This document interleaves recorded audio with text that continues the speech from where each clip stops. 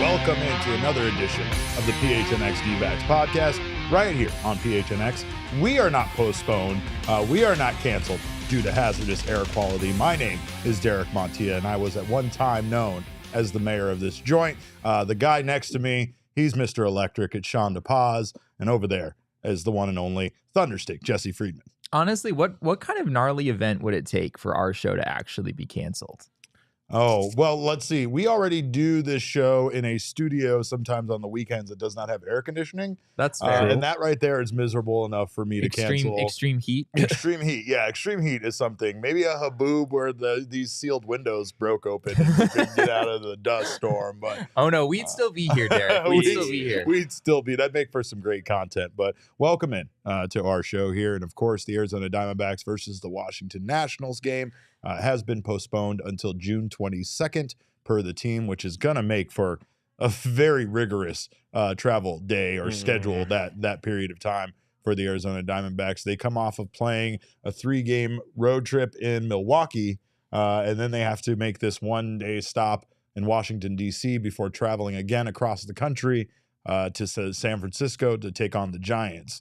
Thoughts on that impacting this team and how exhausted they could be at the end of that little road trip now with this wrinkle? I mean, it's frustrating only because, like I pointed out to you before the show, there is a gap in July when they play the Blue Jays. They have a day off, and then they play the Braves. And it just seems like that is a super logical spot to put a game in Washington. Yeah. I guess I don't know. I should have looked at Washington's schedule. That probably got in the way now that I think about it. But still, it is definitely not ideal by any means. Not great.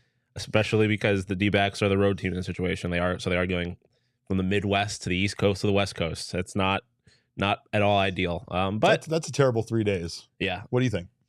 I mean, I think it's better than a doubleheader, right? Yeah, nobody loves doubleheaders, yeah. and I guess the ship is maybe sailed on being able to do that since this is the last game that the Diamondbacks and the Nationals will play each other this season. Yeah. So yeah, I mean, I feel like these situations are always kind of crappy, and it's easier when you just look at one team's schedule, but when you look at both teams' schedules and try to make it work geographically, it tends to be really difficult. So yeah, unfortunate that the Diamondbacks are going to have to make a trip that doesn't make a whole lot of geographical sense. But that happens every now and then during the baseball season. I was bummed out because I, like a lot of you, were looking forward to this game, not only just because morning baseball is so much fun. Yeah. It's so much fun to get up and grab some cereal and watch some baseball, right? But also the Diamondbacks were beating up on the Washington Nationals, so I hate this postponement. I hate postponements in general. I'm not a big fan of things being delayed.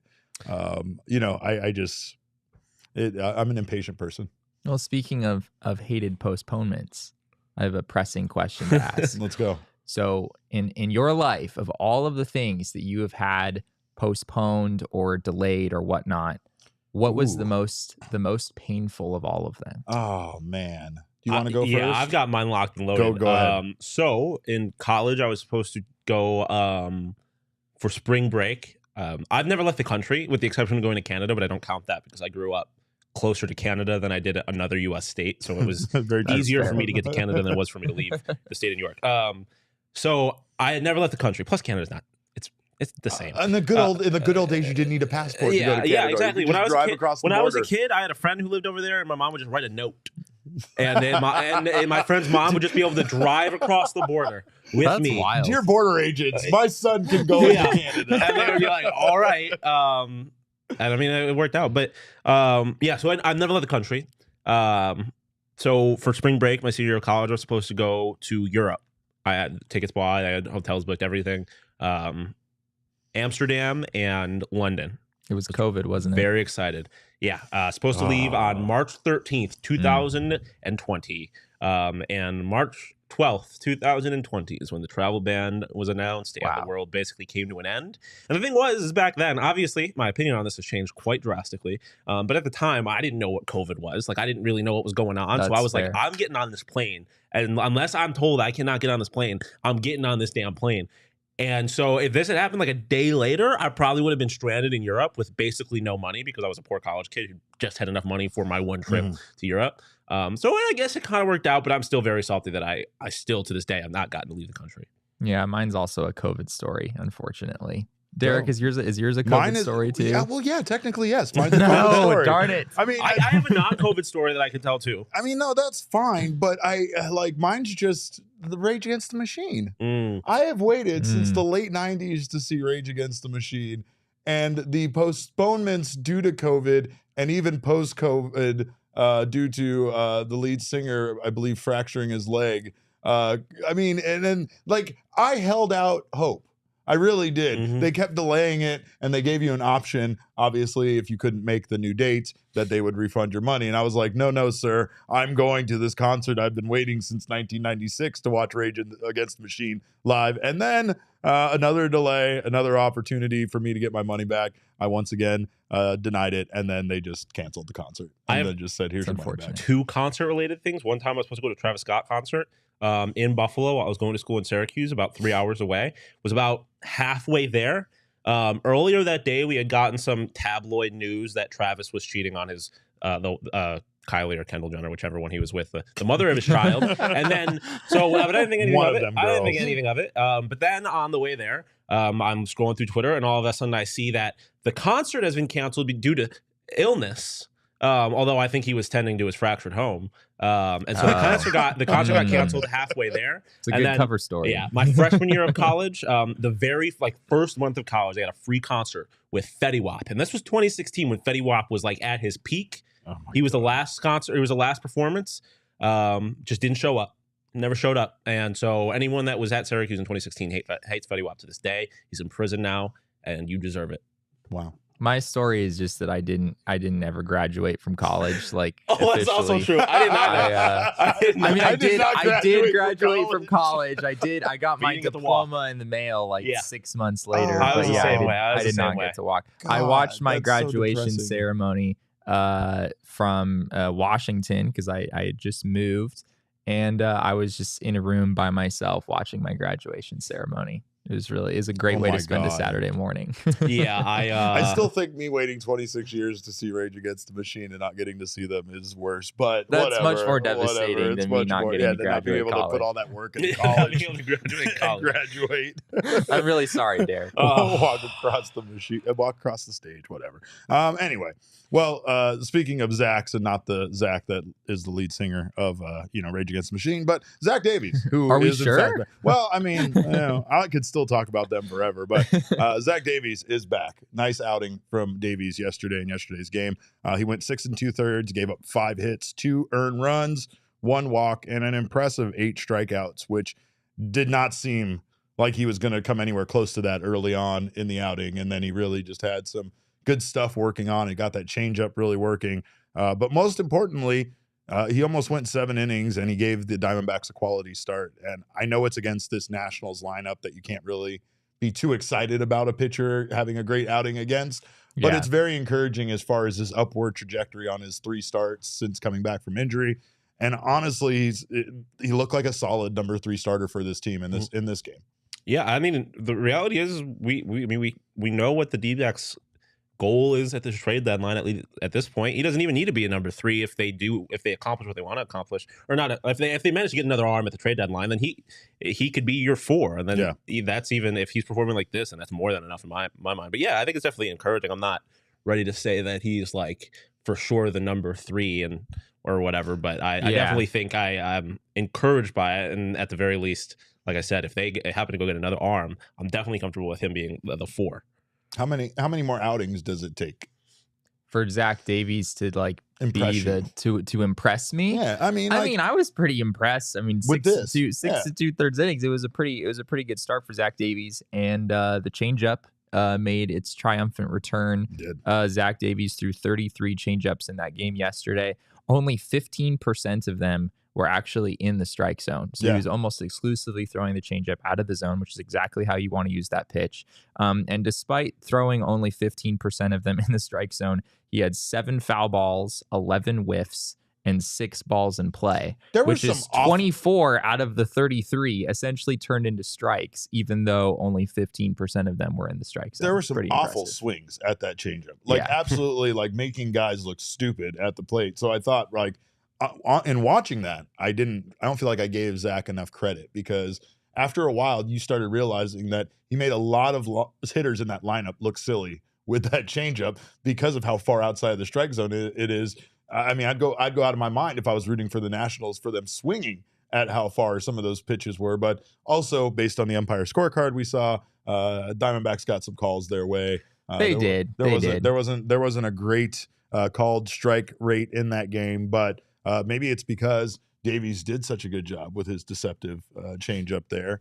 And I think Moreno is getting much better at catcher as well. Like, I love seeing Moreno back there. I feel like Moreno really does do a good job at like framing pitches. They talked about it on the broadcast a bit about him bringing some pitches up, and some terrible looking pitches definitely got called for strikes, and he had a little bit to do with that. I think that goes both ways too. I think there were some pitches in both directions that were well out of the strike zone, especially down in the zone yesterday that were called strikes. Maybe the D-backs benefited a little bit from that overall, but they also won the game 6-2, and I don't think that really made the difference at all in that game. I mean, the D-backs need Zach Davies to be this guy, right? They need somebody outside of Zach Gallen and Merrill Kelly to step up, and Zach Davies is the guy that you feel like you can count on more than anyone else, right? I mean, he's the veteran. He's the guy who's been doing this for nearly a decade now. And last season, he was pretty good for this team. He had an ERA just over 4.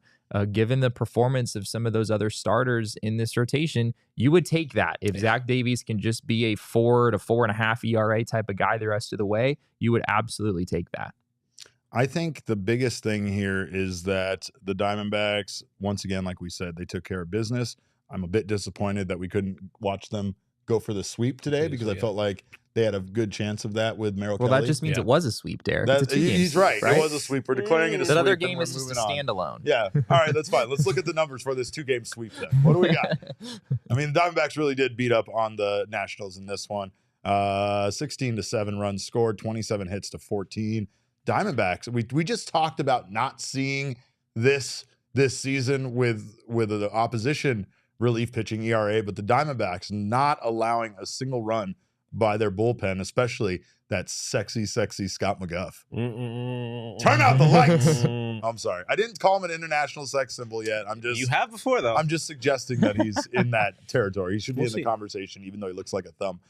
Starting pitching ERA, very similar there. But the Diamondbacks did do a much better job with runners in scoring position, especially in game 1, where I believe they were 5 for 15. Yeah, they were only 3 for 15 yesterday. I think they were like 0 for 11 in the middle of that game, or 0 for 12 maybe to finish that game. Yeah, yesterday's game felt like it should have been a bigger victory than just 6-2 even. Like when we looked at the scoreboard and it was 3-2, it didn't feel like it should have been 3-2. Yeah. The Diamondbacks had over 10 hits at that point, and they just weren't doing a good job of, I guess, capitalizing on the opportunities. Yeah. I mean, they had a couple of little things because there was like the Corbin double that he was safe and then his leg popped up, and there was like a couple opportunities that just like it was like bad breaks, right? And that's just how this goes. But it regardless, it still felt like it felt like what you're supposed to do to a team like the Nationals. It felt like the Diamondbacks were in control. Because now here we are splitting hairs about how big victories are. Yeah, exactly. But I mean, when we should just be thankful that this team is getting the job done. Then if you are actually one of the best teams in Major League Baseball, like that's how you should treat opponents like the Nationals. And I'm not necessarily saying that they are one of the top 5 or anything quite yet, but I think they're obviously in like the top third of the league or whatever, and this is what those teams are supposed to do to the teams in the bottom third of the league. Yeah. They're the 8th best team in the league per yesterday's power rankings, per which one of Jesse course Freeman. are objectively true. I think this bullpen has just stepped up in a really big way recently. I know there was the Miguel Castro meltdown on Sunday, and it's going to be hard to forget about that, and rightfully so. But outside of that game, the Diamondbacks bullpen really has been locked down for about a month at this point. And that's a huge development. It's felt like in the seasons over these last few years under Torey Lovullo and Mike Hazen, where the D-backs do have some success, it tends to be because the bullpen kind of like finds its way, right? You think back to 2017, that bullpen wasn't fantastic, but Fernando Rodney, after a disastrous April, had 40 saves and was actually, and there were some other guys in that mix as well that were pretty good. 2018, the bullpen was all right as well. This feels like another one of these Mike Hazen bullpens where again, it's maybe not ideal. It's not elite by any stretch of the imagination, but things have kind of come together this year in a way that they haven't for a long time. Yeah. I think the bullpen, once again, this kind of goes back to what we said after that Miguel Castro meltdown. You got to give credit to them when things go well. And when they post a 0.00 ERA over 2 games, even if it's a short series and not the full 3-game series, you have to give them credit. This bullpen kind of quietly does its job, and then every once in a while has that very loudly does not do its job. Very it's loudly always breaks. Very dramatic. Bent but not breaks. But that's definitely the truth here when it comes to this bullpen. And I think that they do obviously still need to try to improve it, right? But I feel like Torey Lovullo knows who he can count on. And even when they talked about Andrew Chafin in yesterday's game, it was like the longest break Chafin has had this entire season because of how overutilized he's been. So it was great to see him get back out there. He wasn't perfect. He wasn't great by any stretch of the imagination, but he got the job done, and Diamondbacks got the win. The walks, 1 walk yesterday. Diamondbacks were hitting, but they weren't walking yesterday. That's for sure. Well, they had, I think it was 24 base runners in the game on Monday, and then they had 15 hits and a walk yesterday. So that's 40 base runners over the course of 2 games. That's pretty good, Derek. That's pretty decent. Not bad. Mo says Jesse is the only objective person here. Yesterday's rankings showed why. It's a team effort, Mo. We all know that if Shawn had done the power rankings, the D-backs would have been number 1, and the Dodgers wouldn't have made the top 10, right? Correct. I mean, maybe the Dodgers part might have been true, but I just said that the D-backs weren't a top 5 team, okay? I still don't know how the D-backs were not over the Dodgers, considering who has a 2-game, 1.5 game lead now in the National League You're West. Just furthering his point, Derek. It's the Arizona Diamondbacks. I'm just saying. I don't, even though he's one of my best friends in the world, I hate that man. I hate him so much. Let's go to King Snake because we have a lot of Corbin Carroll to discuss. And of course, Corbin Carroll is our King Snake for his performance yesterday. Right when you were getting ready to crown Elly De La Cruz, here comes Corbin Carroll with a 4-for-5 day, 3 runs scored, 2 RBI, and I believe 1 dinger as well, right? You got that home run in there. So look at him in that vest. Yes, he is. He was made to wear that thing. I feel like even though it looks big on him, it was actually tailored for him. Yeah, I mean, when you're a small man, a large vest still doesn't look that large on you. Yeah. You're doing something right. I mean, yeah, and when you're hitting home runs, when you're going 4-for-5, you're also doing something right. Everyone knows that. Everyone knows that. I mean, I messaged it this morning. Damon has a new enemy. Damon and I both have an enemy, I guess. We may or may not have some kind of financial interest in Corbin Carroll winning Rookie of the Year. But I mean, yeah, it is kind of like a little cherry on top that he did this on the day that everyone was freaking out about Elly De La Cruz.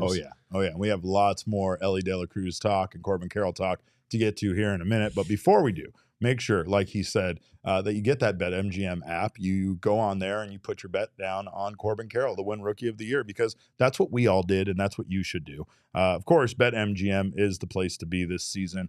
We will have special offers for our listeners each week, but every Saturday and Wednesday, you can claim your bonus bet on the house. Fans will automatically receive a bonus bet upon logging into their account. Bets expire after 72 hours, so don't wait. Bonus bets can only be used on any sport wagers. And also make sure to join us at the BetMGM Sportsbook for our Knockout Nights Cornhole League on the first Friday of every month.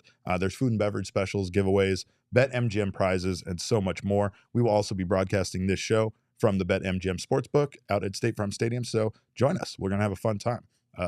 Me and him, we battled. We battled in a cornhole game out in the sun. Who won? It was undecided. Anyway, if you haven't signed up for the BetMGM app yet, use bonus code PHNX. You didn't sink a single bag that game, so don't even start with me. And I didn't lose. We didn't lose the entire time. There's a few different offers for BetMGM depending on where you live, but for our Arizona audience, you will get up to $100 in bonus bets on your first wager with BetMGM. Again, make sure you use bonus code PHNX. Check out the show notes for full details, and now listen to Shane talk about the disclaimer.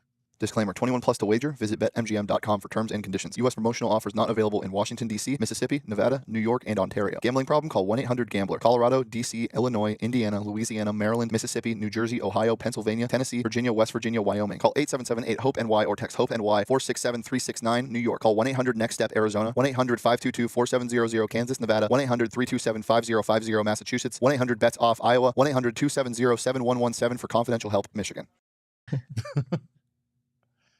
We just found out our fantasy baseball analyst is maybe getting hired by the Maple Leafs. But anyway, if you guys are here right now on the PHNX Sports YouTube channel, we thank you for being here. Make sure to subscribe if you haven't done so already. Sign up for notifications. That way you don't miss when any of our shows go live. Leave us a little thumbs up. We always appreciate that. That makes us feel good. If you're watching or listening, can't be watching on an audio podcast, but you can listen. If you're listening on the audio podcast app, please subscribe to us there if you haven't done so already. Leave us a review. We always appreciate the feedback. Most importantly, become part of the PHNX family right here over at gophnx.com. You can get yourself a diehard membership, which will get you all sorts of benefits. But right out of the gate, you get yourself a ranch card for Dobson Ranch Golf Course, which I guess lets you play on the range for free range balls all the time. There's all sorts of there's a bunch of great things with the ranch card, but you get that. You also get a free piece of merch from the PHNXlocker.com. Every year, you remember, you get 20% off all future purchases. You get wonderful things from our partners, like a $50 gift certificate from our friends at Mountain Mike's and so much more. You also get Jesse's newsletter, Full Count, which you'll get access to all of his writing, as well as so many other offers. Members only access to our Discord lounge, members only invites to events and merchandise, and so much more. So join us today, become a member. Like I said, pays for itself. So become part of the PHNX family today. Yeah, we are going to talk about it. There is a new #1 contender for Corbin Carroll's National League Rookie of the Year. And we're just playing King of the Mountain right now. Corbin Carroll's at the top. You got these guys that kind of climb up the mountain and try to knock him off. But a lot of good players have come and gone. There's been a lot of Jordan Walkers and some guy named James Outman out there. But there is a new challenger to the crown, and that is Elly De La Cruz, who was called up by the Reds on June 6th and has immediately become one of the biggest stars in baseball, right? I mean, he has taken the baseball world by storm, and it's fun. It's exciting. But much like many of the contenders that have come before him, Elly De La Cruz has to put it up for a while and do it consistently like our man Corbin Carroll has done for him to even be part of this discussion. Yeah, I mean, I don't know why. Well, I mean, I do know why. My mind immediately goes to another tall, powerful, young player who actually in this division, in the NL Central, who everyone got really impressed with that hit home runs, but he really was not that good of a hitter. And on them now. Whose last name also had Cruz in it? Yes. Yes. Yes. Yeah. Why am I blanking on his first name? O'Neal Cruz. Yes. He was I think he's 6'7". Yeah. And Elly is 6'5". Yeah. Pretty crazy for a shortstop. It is. Yeah, it is insane. But like, I mean, yeah, I'm not. He obviously is special. He was the #1 prospect for a reason. He's playing professional baseball for a reason. But and it's fun. It's fun worried. when someone like him that has this kind of, again, much like Corbin Carroll. When Corbin Carroll came up, he immediately performed and he immediately contributed to the team. And it makes it that much more exciting. Like, you want to get excited about rookies, but far too often they don't live up to the hype. It's a difficult jump from the minor leagues to the majors. So you don't just come in with the fury that Elly De La Cruz has this week. But today we saw him cool off a little bit. He went 1 for 4 in their loss to the Dodgers. And we saw his numbers drop dramatically because he's only played 3 whole baseball games. But yeah. Can we address that part of this discussion? No, we Elly absolutely De La could not. Cruz has played 3 games and has 13 plate appearances. And he's hit one of the craziest home runs I've ever seen. He's one of the greatest calls. That ball had a family. That was a good home run call. Yeah, Corbin Carroll has about 20 times as many plate appearances as Elly De La Cruz at this point. So yes, to Michael's point in the comments, we're not seriously suggesting that this is like a close, neck and neck race or anything like that. But obviously, Ellie's been really good. But he's played 3 games. Yeah, but you cannot deny the fact that he is going to be the next name that comes up and becomes the new, probably the new flavor of the month, if you will. But is he a flash in the pan? Is he someone that's going to stick around and do this? Of course, just like his numbers being good, look at his strikeout rate, 46.2%. Obviously, it's not going to be that high, or maybe it is. I don't know, but you're not going to be very good if you strike out that often. there's a good chance that we see him kind of, maybe come back down to earth, or maybe even get to the point where he gets set back down. I think the thing to keep an eye on with Corbin Carroll, even when guys like De La Cruz kind of pop up, is going to be how long do they do it for? Because it's fun, it's exciting. The Reds are a team that needed something like this. They needed somebody to get excited about, and man, he immediately became an impact player for that team. I mean, they took 2 out of 3 against the Dodgers, and that's pretty impressive.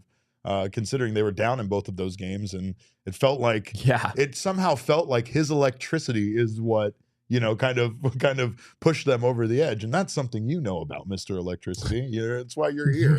He's here to push us over the edge and get us to that next level. But I don't know though. I mean, obviously, there is something to be said when you look at his numbers in AAA. Still very good numbers, but he slashed 298, 398, 633 with a 1.031. OPS for AAA Louisville. So much more realistic numbers, but still very good. And we could still see him performing at that level. But is he going to be the threat that Corbin Carroll is? Is Corbin Carroll, with his 11 home runs, which are already surprising, is Corbin Carroll going to get to 30-30? Is he going to have a 30-30 season? He's pretty dang close to being at that pace. I mean, if not 30-30, even if he doesn't do that. A 2020 season is still pretty impressive. I mean, 20, but like, what about 2040? What about like 25, 45? I mean, that's really what Corbin Carroll as of now is on pace for 29 home runs and 47 stolen bases, which is bonkers. The Diamondbacks have never had, if I'm not mistaken, I don't believe the Diamondbacks have ever had a player in franchise history reach those numbers. The closest guy was Eric Burns, I believe, who had about like low 20s homers and like 50 stolen bases, something like that. So somewhat comparable. But yeah, it's incredible what Corbin Carroll has managed to do. Wait, Eric Burns from the Savannah Bananas? Yes, that's the one. Yeah, that's the one. Verify that was the same guy. Yep, that is Director of Chaos, I believe. Director of Chaos. I will say about Elly De La Cruz, and some people are talking about this in the chat too. He had a high strikeout rate through the minors as well. This is kind of the big knock on his game, is there's a lot of swing and miss there. This season, he cut down his strikeout rate in AAA to about 27%, which is still pretty high. But it's sort of low enough where you can get by and be a pretty darn good hitter if you maintain that. But now that he's going into the big leagues, that number is probably going to creep up a little bit. And if it's in the 35% range or something like that, as some people might expect it to be, it's going to be hard for him to sustain the absolutely bonkers numbers that he's put up over these first few games. So there's just so much more swing and miss in De La Cruz's game than there is Corbin Carroll's, even though De La Cruz has insane raw power as we've seen in these first few games. I have to address Michael really quick. Michael, you were excited about us not being postponed today, and you forgot that we started at 1. I don't understand. Like, do we need to... do you need me to message you? I can DM you next time just to make sure you show up on time. But yes, obviously Corbin Carroll. I mean, we have a spray chart that's kind of gone around on Twitter a bit. That show the spray chart. Release the spray chart, because this just, I mean, come on, the guy's doing it everywhere. He's doing it everywhere. He's absolutely, like, what? Where doesn't he hit the ball to? Maybe little parts of right field. I don't know. But this Shawn, is you played baseball in high school, right? Is this what your spray chart look like? No.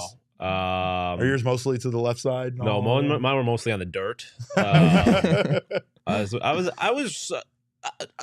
My player comp was Jackie Bradley Jr. Or maybe Alec Thomas. I was there for my glove and my speed, not my bat. You know what my favorite part about this spray chart is? The doubles that are like 10 feet back from the infield. That is how are there so many doubles? Well, I mean, that's what granted he got out and the right fielder fumbled the ball, but I mean, that's what he did. It was a ball that hit to the right fielder yesterday, and he reached second safely, if not for his foot popping off the bag. That's just what he does. Look at these ones down the left baseline. The one that's like directly to the third baseman. How did you? I need to know how you turned that into a double. Oh man, this guy is something else. But I think again, what like this shows Corbin Carroll. I mean, an example of how Corbin Carroll is so well rounded. He's so well rounded in hitting. He's so well rounded in his game. I mean, he's great. He's powerful. He's shown he's powerful. He's shown he's fast. We basically talked about him and Jake McCarthy being responsible for creating chaos on the base path. It even led to Nick Ahmed getting a stolen base yesterday because the Nationals didn't know what to do with what the Diamondbacks were doing on the base path. So like, yeah, I don't know. I think it's just such an important part of this team in this game. When you look at certain aspects, especially power for this team, they're not a very powerful team. They don't hit for power. They're actually like around league average in home runs right now. Right. It's not as big of a problem as maybe you'd think it would be. I'm not making it out to be a problem, but I'm saying they're around league average, yet they are a very good offense. Good offense. Yeah. They are the number one team in the National League West, which is a very difficult division to claim that about, right? So a big part of them winning isn't necessarily the power. It's just being able to generate runs. And of course, when they are at full strength and they have a lot of speed on the base path, that's just such a huge part of their game and just manufacturing runs and creating offense when they might not have the bats going. Like yesterday was weird. Yesterday, the bats were going, but they just weren't generating as many runs as it felt like they should be with as many hits as they were getting. Yeah. I mean, talking about Corbin Carroll, I just think that there are really no weaknesses here. With a guy like Alek Thomas, you saw him have a good few months, and then things just kind of dropped off because pitchers figured out what the weakness is. And, you just sort of attack with pitches in that particular area, which for Alek Thomas was attacking him in on the hands, trying to throw pitches inside. And his swing just wasn't really compatible with that. And what you're seeing with Corbin Carroll and what you see with that spray chart is that his swing is sort of compatible with anything. Like there's no pitch, there's no location you can throw that Corbin Carroll just can't get to. Yeah. Lately, his home runs have been on fastballs high and outside where he's just going with the pitch and just poking it the other way, and somehow it goes over the fence because he has inhuman biceps and just this ridiculous amount of strength in order to do that. His game winner was what, like 3 feet out of the zone? His game winner. Yeah, the 2-run single the other day was probably like 6 to 8 inches off the outside part of the plate. I'm sure pitchers are still trying to figure out, and teams probably have some theories about what they can do, but none of those things are working right now because Corbin Carroll had a 4-hit game yesterday, and that's just been par for the course of late. Well, there's more on the line for Corbin Carroll winning the Rookie of the Year than just my $20 and these guys' money as well. It is a draft pick for the Arizona Diamondbacks should Corbin Carroll get that Rookie of the Year. Yeah. Yeah, it's really big. It's huge. And Corbin was asked about this before the season started. I think it was Zach Buchanan from The Athletic asked him about this, and he said, yeah, I mean, it means a lot to me that I have an opportunity to benefit not only myself by winning this award, but to benefit my team. It actually is meaningful. Not often are individual awards meaningful for your team, but for the organization, especially an organization that's on the track that they're on, that like this draft pick is pretty big considering that they aren't probably going to get a great draft pick, or I mean, they're going to be out of that range that they've been in for the last few years as far as getting a high draft pick. Yeah, right. So it would be enormous, and he has to get first place. If Corbin Carroll gets second place, the Diamondbacks don't get that draft pick. So no pressure, Corbin. No pressure at all. No pressure at all. Oh man, but I'm excited for that, and I think honestly the big thing here is that Corbin Carroll continues to do it. He continues to be a big part of this team in so many ways, and it makes that contract feel like so brilliant, so ahead of the curve, because who knows how much more he could have technically gotten, how much more he could have commanded if he does win Rookie of the Year, if he does have this great season that he's currently on the trajectory for. And in fact, Bleacher Report put out their list of the best bargain contracts for every team in baseball. And yes, of course, you guessed it, Corbin Carroll is in fact the biggest bargain for the Arizona Diamondbacks with the way he has been performing, and that's no surprise. Like, we knew that contract, we knew it was good. We knew it was good to kind of get it out of the way, but we really, again, expected Corbin Carroll to be, our projections of him being good are still worse than what he's currently doing. Yeah. Yeah, I mean, that was the when it happened. I mean, it was obviously kind of following that brave blueprint, but that was the hope that he was going to live up to these expectations, and the organization was ultimately going to end up looking genius. Yeah, and obviously it's a relatively small sample size so far, but they look genius so far. Yeah, because I mean, even if he just wins Rookie of the Year, like, I mean, there's the draft pick on top of it, and whatever he even does after this year, like, it looks really, really good right now. Yeah. So I mean, mission accomplished so far. Honestly, a fairly close runner-up for me in this would be Merrill Kelly, who is making $8.5 million this year and is a top 10 pitcher in the National League at this point. That's a great point. That's, I mean, and he's under team control next year, and then there's a team option in 2025 for I want to say $7 or $7.5 million. That's an incredible contract, and the D-backs struck it at the perfect time. Right, it was just before last season, which was sort of Merrill Kelly's first full season, becoming this new pitcher who's all of a sudden like a good number 2, number 3 starter. The D-backs extended him right before that, and ever since he's been one of the better pitchers in the game. Hits 200 plus innings last year, and I mean, just achieved all of the goals that I think he personally wanted to achieve. But I mean, things are really coming together, and honestly, the contracts the Diamondbacks have put together really are going to benefit them going forward, should these guys be able to continue to perform the way they are. Right? Can I give one more Corbin Carroll factoid? I would love it if you did. So in the National League right now, based on Fangraphs WAR, there are only 2 National League players right now who have more Fangraphs WAR, or 4 as Derek likes to call it, than Corbin Carroll. Who are the 2 players who are ahead of Corbin Carroll? Luis Arraez? Luis Arraez is he's up there, but he is not ahead of them. I will give you a hint that both of them play for the same team. Is it JD Martinez and Freddie Freeman? It is not, but that is a good guess. They are Freddie Freeman is very much up there. Mookie Betts is actually higher than JD Martinez, but it's not Freddie Freeman and Mookie Betts. There's another very good National League team. Ozzie Albies? I was going to say, are we looking at Acuna? Not Ozzie Albies, but you're on the right team. Acuna is one of them. Yeah, and the other one's a little weird. Oh. The other one is it Olsen or Murphy? It's Murphy. Yeah. Shawn Murphy. There you go. God. I knew it was going to be one of them. Yeah, it's pretty weird. It is. Shawn Murphy. Shawn Murphy is currently, I mean, they have him listed higher than Ronald Acuna. So just as everyone anticipated, Shawn Murphy leads the National League in WAR right now. That's different. Exactly as you drew it up. But pretty crazy. Only 2 players ahead of Corbin Carroll. Another fun Corbin Carroll factoid that Damon would be interested in. He might know this already, but the people at BetMGM finally gave us what we wanted.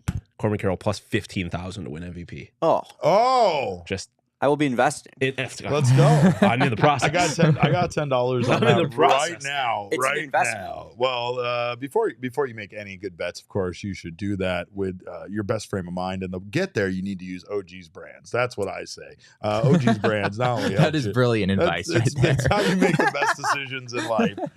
Yeah, sure. Do you want to make decisions with logic, or do you want to do it with pure emotion? No, OG's has a wonderful variety of dosage strains, depending on how big of a decision you need to make, and of course flavor. They're all about flavoring life. You can check out their specialty editions like their Sleep Edition gummy, their Happy Balance, and more. They also have some delicious flavors in their mix bags, including fruits and creams that are just the best of all that they have to offer. And we talked about how great we think the pink lemonade is going to be. We haven't tried it yet, but it's dropping on June 21st. So keep an eye out for that. And of course, check out OG's online at ogsbrands.com and on Instagram at ogsbrands. You can also find their products at your local dispensary. Must be 21 years or older to purchase. Now, see, here's the thing. Jesse piped up there about making decisions on OGs and laughed at me, but I am far more emotional when I am not on OGs. I feel that. Nah. I am way more sensible, and I am way more reasonable, and I'm way more willing to hear people out when I've had some edibles. Oh, I really tap into my emotional side when I get on OGs. That actually makes sense, Derek. You would be more rational on the OGs than not on the OGs, right? I am absolutely. How do you tap into another side of you? I am not a rational person at my core. You guys know that. But anyway, check out our friends also at Four Peaks, especially if you want to check out the official craft beer of the Arizona Diamondbacks. If you're at Chase Field, we implore you to check out the Four Peaks Draft Room. It's located on the suite level down the first base line, and of course, you can go there. You do have to have a ticket in the building. You have to be in the building, unlike cold beers and cheeseburgers, but it does offer the wide variety of Four Peaks ales that you come to love, delicious variety of food, and so much more. And a great view. and a great view. Like, we almost abandoned our seats completely because the kind folks at Four Peaks told us that we could just hang out there for our last takeover. So, but make sure to join us again for all of our takeover events. You can check out the events page in our show notes to find dates and tickets, and you can follow Four Peaks at Four Peaks Brew or go to fourpeaks.com/events to stay up to date on everything Four Peaks. They also have their Four Peaks for Teachers promotions. Kids are back at home for summer, so let's thank a teacher while they are off. And they don't really get time off. They have to start prepping for next school year anyway. So a big way to help them out is every year Four Peaks donates school supplies to teachers around the valley, and you can help them do that as well. To thank a teacher, you can go to fourpeaksforteachers.org and complete the form to enter their chance to win. Nominations are due on June 30th. Teachers Tuesdays are back at the 8th Street Pub. Every Tuesday through July, you can bring a valid teacher ID and receive $4 pints of Kilt Lifter, Wow, Hazy, and Hop Knot. So come on down and let Four Peaks honor you as a teacher. And again, go to fourpeaksforteachers.org to nominate, donate, or reserve your kit. Check out at Four Peaks Brew or at Four Peaks Pub to keep up with the latest at Arizona's hometown brewery. Must be 21 years or older to drink Four Peaks, and please drink responsibly. Diamondbacks minor league updates. We had Jill Guerin on, which was absolutely a thrill. Yes. And like I said, I think that even for us, a big part of enjoying this team and how exciting this team has been this year has been watching the young guys that we've kind of had an eye on over the last few seasons come up and now make an impact on this roster. And some Diamondbacks minor leaguers are making an impact. They received the minor league awards for May, including, of course, the Hispanic Titanic gets the minor league player of the month, Ivan Melendez, 310 batting average, 1.052 OPS, 7 home runs, 20 RBI, 8 walks, and even a stolen base in 22 games. He had 13 runs scored. And here he is hitting an absolute monster of a home run. 400 and what was this, 453 or something? I don't know. Something like that. It was just, My God. There was a child out there that almost got hit. Oh my God. It went straight over the bullpen. Get out of the way, kids. There was multiple. Where are your parents? They weren't waiting. They weren't ready for that. Where are their parents? Those jerseys also. Love that color. Electric. Absolutely electric. Everything the Hops do are electric. But man, I love that green. That green is something. Eat your heart out, Elly De La Cruz. We got one of them too. Yeah. And he's in Hillsborough. He can hit bombs. I would love to see Ivan Melendez play shortstop. That would be really be. I was talking more about the batting. There's that too. I didn't think about that part. Let's watch him smash it again. Good Lord. I would love to see him in a little minor league home run derby action. Yeah. Oh yeah. Ooh. Well, yeah. I mean, hopefully we get to see some of these guys in the fall league, and that would be a lot of fun because sure. we do know the fall league has that home run derby that we attended. Ivan Melendez would be really fun. Yeah, Ivan Melendez would be incredible. Blake Walston gets the minor league pitcher of the month. He went 4-1 with a 3.10 ERA in 29 innings pitched, 22 strikeouts. So going back to Melendez, by the way, 17-game hit streak during the month of May as well. So just incredibly good. And it feels like the Diamondbacks always have something cooking. We've talked about Blake Walston a bit, and we don't know when we're going to see him, but it feels like he's getting almost to the Brandon Pfaadt level of preparation where he's ready at any point, and maybe we see the Diamondbacks pull the trigger on him at some point this season. You think that's possible? I think it is. I think it is very possible. I will say that Blake Walston has had a very, shall we say, bizarre season in AAA, and that his peripherals are actually quite poor in a lot of ways. Okay. He is at 5.8 Ks per 9, which is very low. And he is at 5.3 walks per 9, which is very high. Not exactly a great combination. Yeah. His ERA is 4.31, which is really good for the PCL, obviously. But yeah, there are some kind of competing numbers here where it's hard to figure out exactly what's going on with Blake Walston and how he's managing to get by with a low 4 ERA. With as little swing and miss as he's had in some of these games. That did tick up though for him in May. We mentioned earlier 22 strikeouts in 29 innings. It's pretty decent. So there's been a little bit more swing and miss of late. But the numbers don't look like Brandon Pfaadt numbers from last year. Right. And the peripherals that you're talking about, those aren't things those are what the team and coaching staff tends to pay more attention to than like the results, right? Like especially in the PCL, they could have a 7 ERA. And they're not going to care about that as much as they are if they're getting a lot of whiffs or their stuff looks good. And right. I think that's the difference here is Brandon Pfaadt, he's had the results, but mostly his stuff looks really good, even with his being called up and sent back down and everything. But he hasn't been great, I have to say. Since he got sent back Brandon down. Pfaadt has made a couple. I think he made his second start yesterday since being sent down, and I think it was 4 innings, 2 runs. I want to say there was more walks than strikeouts. He has not been especially sharp in his 2 outings since being sent down. But yeah, I mean, it's the PCL, so it's like, who knows? Who knows what these guys are until you get them up to the big leagues. Well, and to be honest, I mean, Brandon Pfaadt kind of needs like to get over that. Like if that's a mental hurdle for him, it very well could be. You know, and it's something that's just going to happen. It's gonna happen, just not to him, to a lot of minor league players, and you know, it's the reason why I think the Diamondbacks didn't want to leave him up for too long, is because in the long run, he's too valuable to this organization, and they would rather have him come up and have a good, you know, run, kind of like what we saw out of Jameson and Nelson last year. But good stuff still in the minor leagues for this Diamondbacks team. Probables for the upcoming series with the Detroit Tigers. Arizona Diamondbacks now have things lining up a little differently. Merrill Kelly moves forward to that first game, and they get Kelly and Gallen in this series against a poor performing Detroit Tigers team. I like the Diamondbacks' chances. I know that might be a hot take, you guys, but I think that they have a good chance in this series to take yet another 2 out of 3 at least. Yeah, I would agree with you. I mean, I think this is, again, good teams when they play bad teams, you're supposed to dominate, and I think this is a series they could easily end up sweeping. Obviously, that's not a very easy thing to do, and you don't necessarily know what you're going to get out of Ryan Nelson on that second game. But I mean, yeah, I don't say this is a very, very manageable series for the D-backs for sure. I have kind of a soft spot for Michael Lorenzen because I played this. Who's the starter in the Friday game? I played this computer simulation game a lot growing up. This baseball computer simulation game, and yeah, it is OTP. and Michael Lorenzen was one of the greatest 2-way players of all time. with how things turned out. I do believe if you look at Michael Lorenzen's. He was he wasn't quite Ohtani, but he was pretty good. I do believe, I don't know exactly his full story, but if you look at his numbers in the minors as a hitter, he hit 214 with a 640 OPS.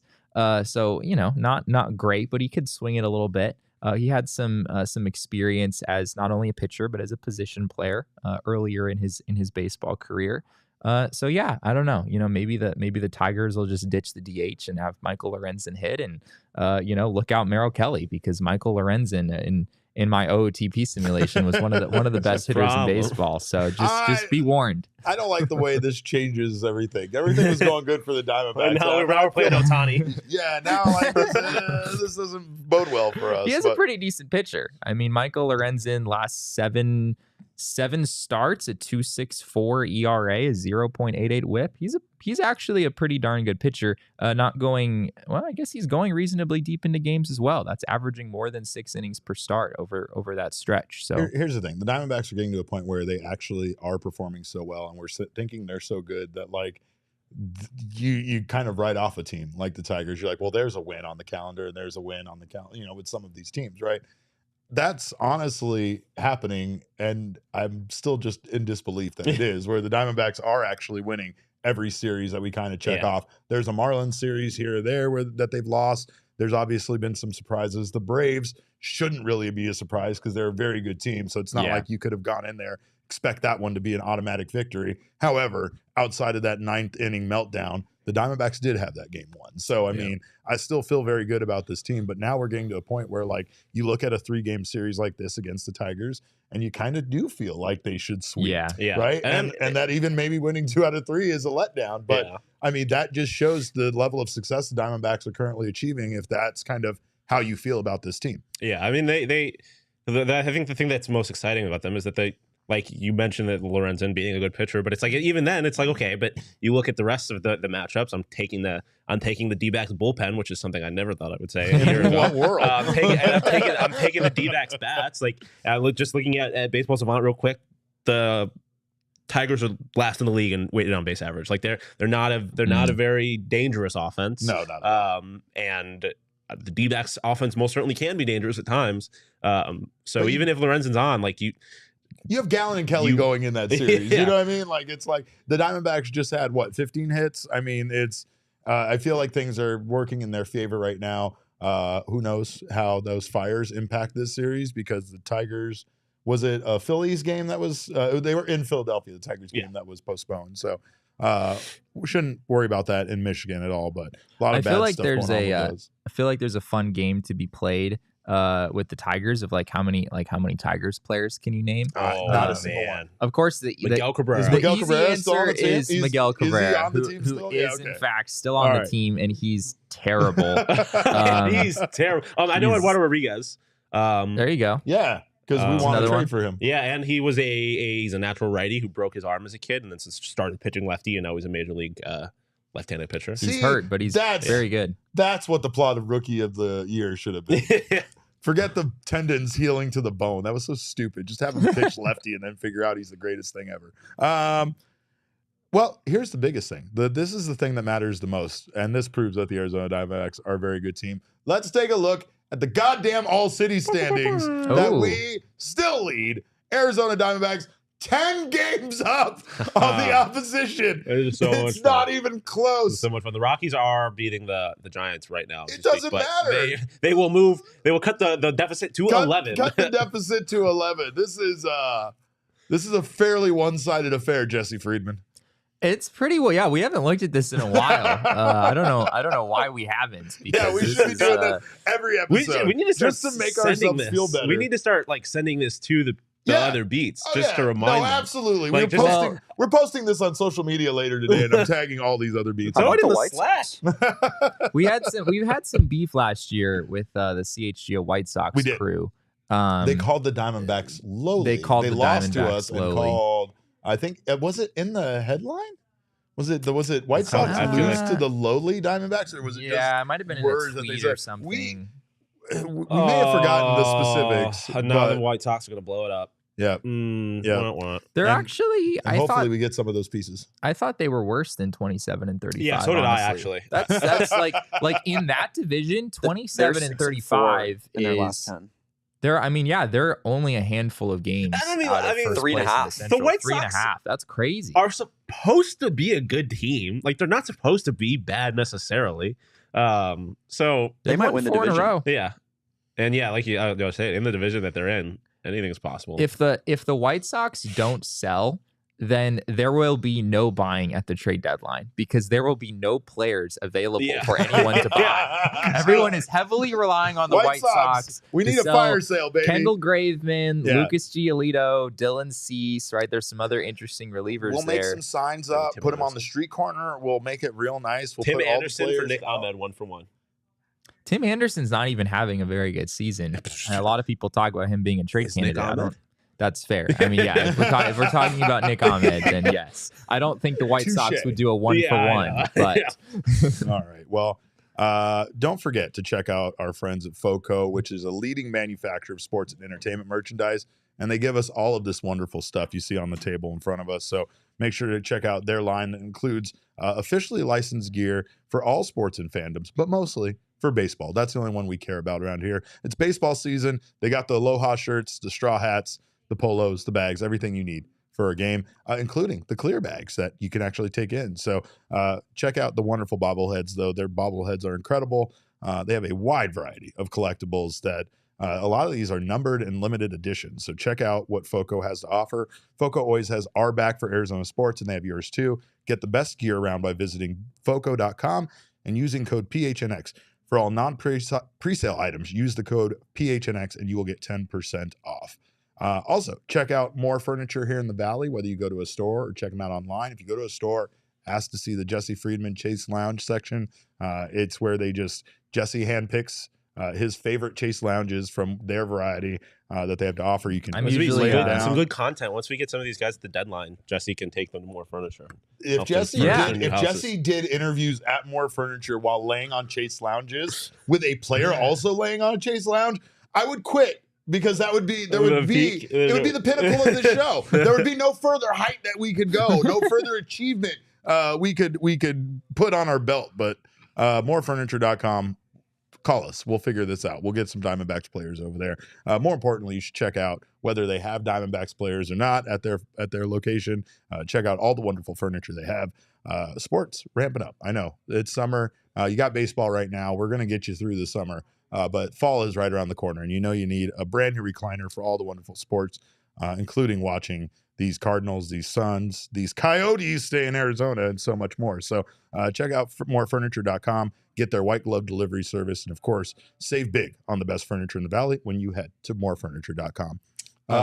Luis Robert and Yohan Moncada just went home run back-to-back for the White Sox against the Yankees. So they heard us. I need to stop talking bad about other teams, players, people in the baseball. Maybe talk bad about the Diamondbacks. Actually, no. I was just saying they're supposed to be a good team, right? Yeah, on paper, that's what they should win their division. Yeah, that's what I was trying to say. With Like, how they're bad not supposed to be a bad. It was crazy how fast White Sox fans were like, "This team is terrible this season," and I get why. They were pretty bad, but it was good last year. Yeah, though. but like it was very surprising. It was just like Cardinals fans, where they're like, "We're 3 weeks into the season, blow it all up. We're the worst team in baseball. Sell the team." Yeah. I'm pretty sure the White Sox did have the second worst record. No, they were A's, not. They though, were didn't bad. No, they were very bad. But here's the thing. It was the beginning. It was the beginning of the season. I mean, when I don't know how people would have reacted to the Diamondbacks having a worse season than they had last year. Should they have come out the gate slow? That's a right? fair I point, mean, this team honestly is doing what they should, and they're building. Like 2021 was a disaster. They somehow got themselves out of that back to a point of being a reasonable competitive baseball team,